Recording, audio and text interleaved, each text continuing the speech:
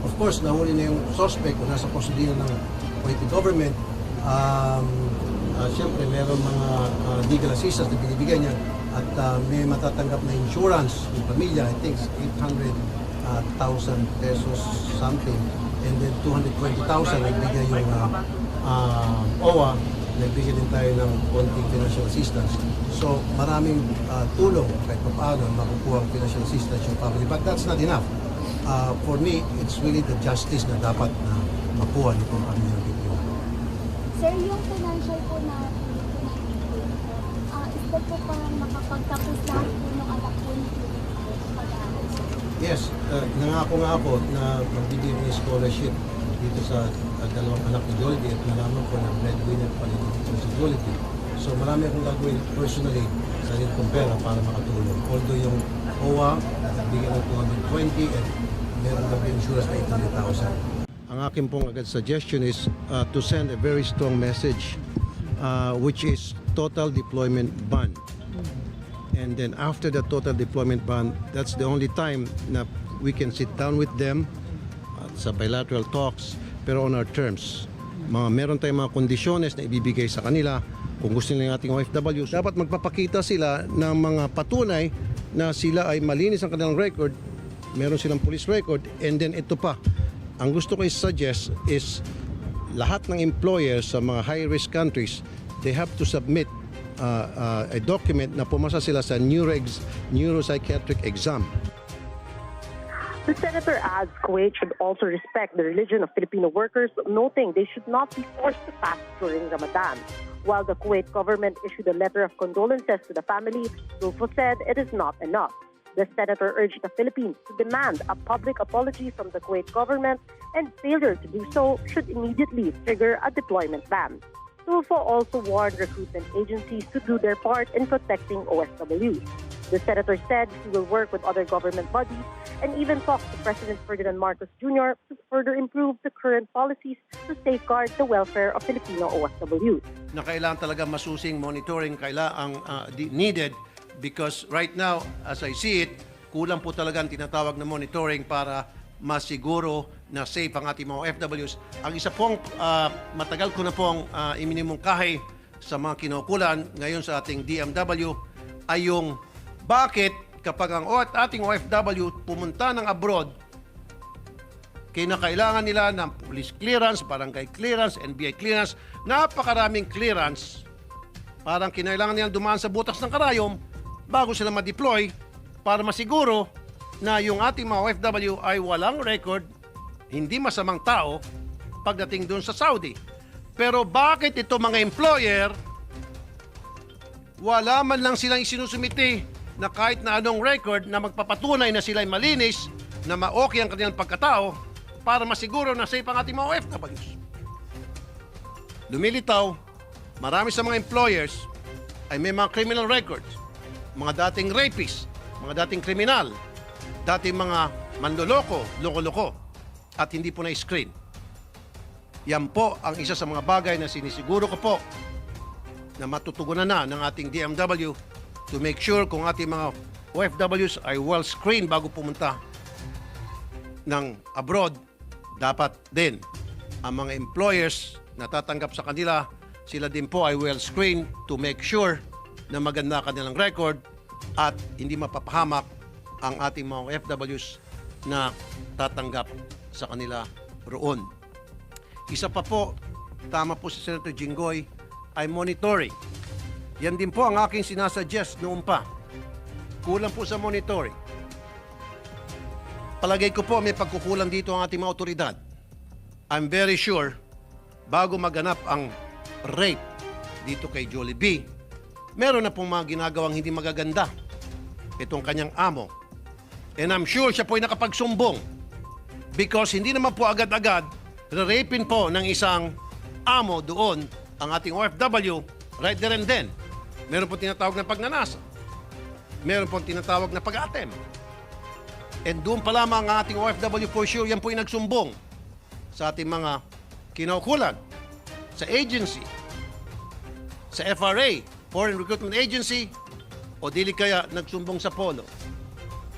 Pero Ano ang ginagawang aksyon? Usually, sa akin po karanasan, A, sasabihin po ng mga recruitment agency, magtyaga-tyaga ka lang muna. B, parating ng replacement mo. And then C, tatakbong OFW sa polo.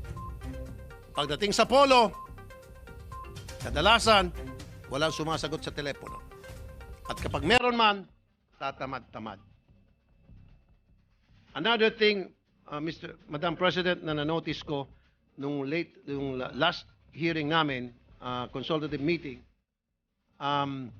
akin pong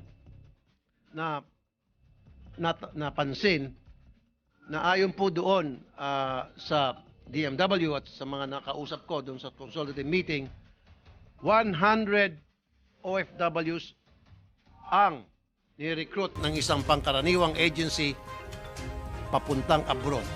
Just imagine, 100 OFWs a month para ang isang recruitment agency ay matatawag na isang agency karapat-dapat na magpadala ng mga workers sa abroad. Just imagine, 100 OFWs kada buwan. Sa isang taon, that is 1,200 OFWs. 1,200 OFW sa isang taon. Now, ang tanong, ilan ang mga tauhan ng mga recruitment agencies dito at yung sumasalud doon sa abroad na FRA? Kadalasan, 2-3. Paano sagutin ang telepono pag tumawag ang 1,200 halimbawa sabay-sabay dahil nagka-problema, tatatlo lamang po ang mga tao na sumasagot sa telepono. Those problems I have already addressed and I have already talked to the DMWs. Even while we speak, yan po ay kanilang pinag-aaralan kung paano maresolba ang ganong klaseng problema. I am not going to ask questions, but all I can say is I support fully ito pong privilege speech ni Senator Jinggoy Estrada, and I will work hand in hand with him and with the DMW para maprotektahan po ang kapakanan ng ating tinatawag na modern day heroes, ang ating mga OFWs. Maraming salamat po. Thank you, Senator Tulfo. Madam President, if I may just add. Yes. Senator Estrada. Thank you, Madam President. Kung pwede lang po akong magdagdag ng karagdagang impormasyon tungkol dun kung paano ni-recruit itong si Julie B. Ranada. Okay. Julie B applied with PRA Catalyst International Manpower Services. Ito yung local recruitment agency dito sa atin as a domestic worker in Kuwait. Her Kuwait recruitment agency was Platinum International Office for Recruitment of Domestic Manpower. And her direct employer was Owayed Johaish Methey Alazmi. Julie B completed the processing of her documents on June 28, 2022 and arrived in Kuwait on July 12, 2022, a few weeks after. Okay, ito yung masakit. Based on the case management system, Catalyst, yung kanyang local recruitment agency, has 12 recruitment violation cases with 7 cases still pending before the Education Bureau of the Department of Migrant Workers. But number 3, both Platinum International Office for Recruitment of Domestic Manpower, yung kanilang FRA, and the employer and the direct employer have no record of having been charged with a disciplinary action case. Ang sinasabi ko lang po rito, mahal na Pangulo, ay itong local recruitment agency na nag-recruit kay Julie B ay meron pending na 12 kaso before the Adjudication Bureau of the DMW. Dapat ito, dapat ito, kino-close shop na ito, hindi na sinasara na ito at hindi na maaring mag-operate. Dahil hanggat may pending case ka pa, ibig sabihin marami kang ginagawang violation. If I am correct, Madam President. Tama yan, And Madam President. I think To my dear colleague, Senator Tulfo, if this privileged speech of mine will be referred to your committee, I think we have to summon the owner of this local recruitment agency to shed light on how they recruited Julie Ranara, I need to say. Yeah, if I may go back to what I said earlier, Madam President, dapat talaga meron screening, matinding screening ang gagawin ng ating mga recruitment agency dito, maging doon sa abroad, yung sa foreign recruitment agency, screening doon sa magiging employer ng ating OFW. Kasi again, I repeat, for the end time, bago makapunta ng abroad ang ating OFW, ang worker doon, katakot-takot na screening, magpapakita ng mga kung anong dokumento, come up with so many requirements to ensure na malinis siya, wala siyang record, at maging safe ang kanyang employer when she arrives there. On the other hand, walang pinapakita na anumang klaseng dokumento o patunay ang employer na siya ay harmless, na siya ay okay na maging amo. Matter of fact, meron pa akong isang insidente na itong isang amo ng rape ng OFW, nagmalupit at ng rape, umalis yung OFW at hanggang sa makauwi ng Pilipinas, minarapat na hindi na magsampa ng kaso. Ito po ang nakakainit ng ulo at napamura po ako noon nung ako po'y nasa radyo sapagkat after na matanggal yung ating OFW doon, makatakas sa impyerno, nagpadala ang the same recruitment agency ng another OFW sa same employer.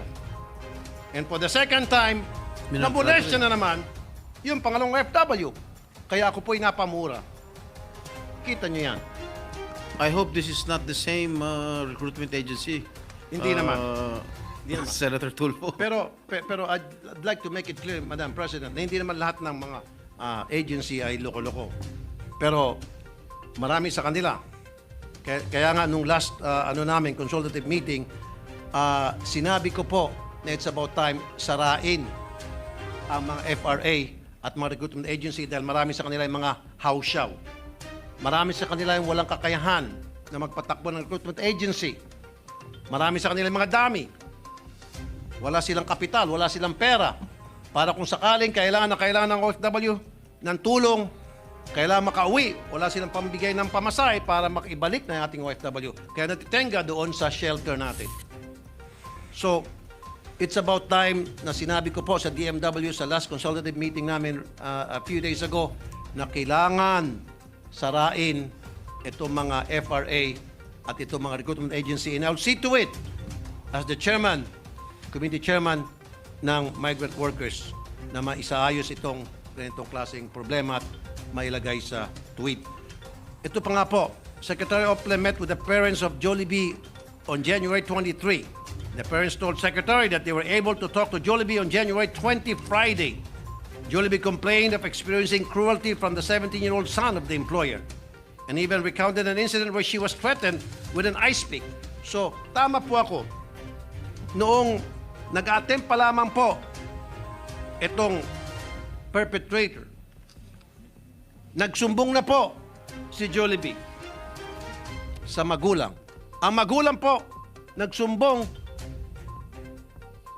sa recruitment agency rito. Meron na po silang pinuntahan. However, yung napagsumbungan, hindi po kumilos. Dahil kung kumilos lamang po sana yung mga napagsumbungan ng recruitment agency, hindi po sana nangyari ito dahil agad-agad pinull out na si Jollibee at dinala sa shelter. Unfortunately, Madam President, kung nagsumbong lang sana sa akin tanggapan ito, I would assure you, buhay pa sana si Jollibee. Dahil ang dami ko na pong kasong ganito na pagsumbong sa akin, in less than 24 hours, napupulot po yung OFW at nadadala sa shelter, and then after a few days or weeks, na ipababalik sa bansa. It is very unfortunate na hindi po natawagan na aking opisina. But anyway, tapos na po ito, and magtulungan tayong lahat dito, Senator Jinggoy, na this will never happen ever again. May we know, Senator Tulfo or Senator Estrada, if there is a hotline, a cell number like a 911 that any domestic helper deployed overseas make call so that instant action within the same hour can, if they can be rescued. I think you have to, excuse me, Yes. if I may be recognized. I think they have to contact their respective polo offices, their respective countries, the host country, rather. That's a long process. There is no direct line. I don't think there is any direct line. Would you suggest?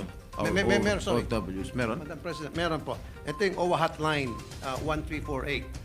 Here, based here. Here, pero Yeah. wherever, kahit saan silang bansa, idadial lang nila +63 and then 2 and then 1348. It goes directly to DMW. And then the DMW, sila na mismo ang tatawag sa mga kinukulang kung saan bansa ka man. I hope that works. And I hope so. Kaya nga, subukan nga natin. Can we? Subukan I na hope- kay Tulfo I lahat hope yan. that works, and I hope that that number can be disseminated to all, at least, maybe never mind the professionals, they would know what to do, but at least for domestic helpers in dire need for instant action. Makailang beses na po namin yan, disseminate yung information na po yan sa aking programa at maging po dun sa previous hearing, yan po ay naibanggit na. But anyway, pwede kong banggitin ito paulit-ulit. Ngayon, tinatawagan natin. Sige, tingnan ko nga kung nag-ring. Maghintay lamang ng konting sandali at manatili sa linya. Hello. Kunting paalala, sa pagtawag sa OWA ay kalakip ang inyong pahintulot na makalam at magamit ang inyong mga personal na impormasyon na gagamitin lamang upang matugunan ang inyong pangailangan sa OWA. Para sa programa at serbisyo ng OWA, press 1. That's a call center. It's a call Yeah, it's a call center. Yeah, I think that has to be improved. Buti na lang tinawagan ko po ngayon. Then I will talk to Secretary Toots Ople para maglagay ng bagong hotline na Siguro meron po- sasagot agad. Right there and then, 24/7 kung kinakailangan. If I may add, siguro before the OFW leaves our country, meron orientation or briefing na ginagawa ang DOLE Meron. before. Now, I think it's the There is. Department of Migrant Workers. I think Those- ino-orient sila, binibrief sila, at binibigay din yung hotline number just in case na may mangyari na hindi maganda dun sa ating mga kababayang OFW. Pero the problem, Madam President, may mga binibigyan hotline tulad nga nito, hirap makontak. Kaya lang, yung hotline na tinatawagan, walang sumasagot. Tumatawag sila sa recruitment agency, sabi ko nga, 1,200 halimbawa, pinaka-minimum yan, na number of workers deployed ng nasabing recruitment agency, and they only have 3 people answering the phone. At may oras pa. And then pag pumunta po sila sa OWA, sa Polo, sa Embahada, wala po. Walang sumasagot. Kuminsan, pupunta doon yung OFW. Pag maganda-ganda ka pa, imbis na tutulungan ka, liligawan ka pa. Pero hindi na po nangyayari ngayon sa bagong administrasyon. And I commend Secretary Toots Ople and of course Arnel Ignacio, yung admin ng OWA. They've been going around from one country to another, sa Saudi especially, para to ensure na talaga maayos yung kalagayan natin mga OFW. And I commend those people, also Yusek Kakdak. I've worked with him for so many years nung siya po ay nasa POA and OWA too. So we have 3 people who works hard. I would say workaholic people in government. Si Toots Ople, si Yusek Akdak, and Arnel Ignacio. And I hope they'll keep doing what they're doing.